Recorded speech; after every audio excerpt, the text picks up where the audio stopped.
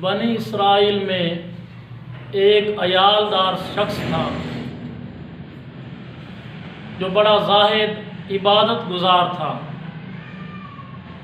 وہ بیمار ہو گیا، بیماری کی وجہ سے اس پر فقر و فاقے آ گئے، غربت آ گئی، مجبور ہو گیا۔ اور اللہ رب العزت نے قرآن مجید فرقان حمید میں ارشاد فرمایا وَتِلْكَ الْأَيَّامُ نُدَاوِلُهَا بَيْنَ النَّاسِ، یہ دن لوگوں کے درمیان ہم پھیرتے ہیں۔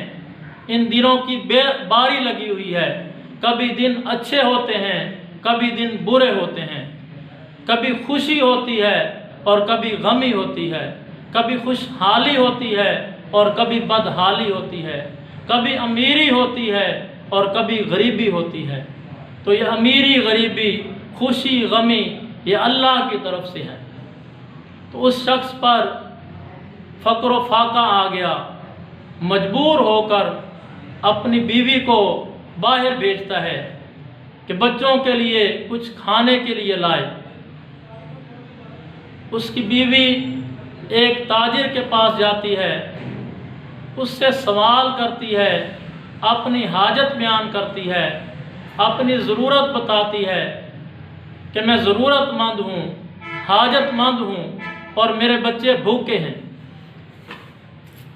تو وہ تاجر کہتا ہے کہ میں تیرا کام تو کر دوں، تیری ضرورت تو پوری کر دوں، تیری حاجت تو پوری کر دوں، لیکن میری ایک شرط ہے کہ تو اپنے آپ کو میرے حوالے کر دے، میری خواہش پوری کر دے۔ تو وہ عورت خاموشی سے اپنے گھر واپس آ جاتی ہے، اور جب گھر میں پھر بچوں کو دیکھتی ہے، بچے بھوک کی وجہ سے، بھوک کی شدت کی وجہ سے چیختے اور چلاتے ہیں، روتے ہیں، اور ماں اپنے بچوں کو روتا ہوا نہیں دیکھ سکتی، اس سے برداشت نہیں ہوتا۔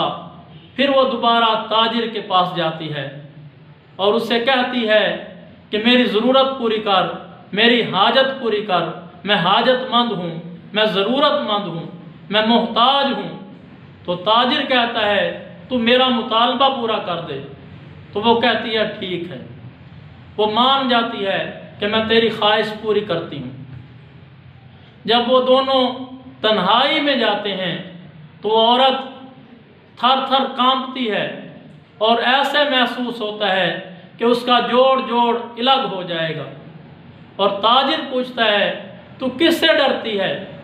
تو وہ عورت کہتی ہے میں اللہ رب العزت سے ڈرتی ہوں، میرے دل میں اللہ کا خوف ہے، اللہ کا ڈر ہے۔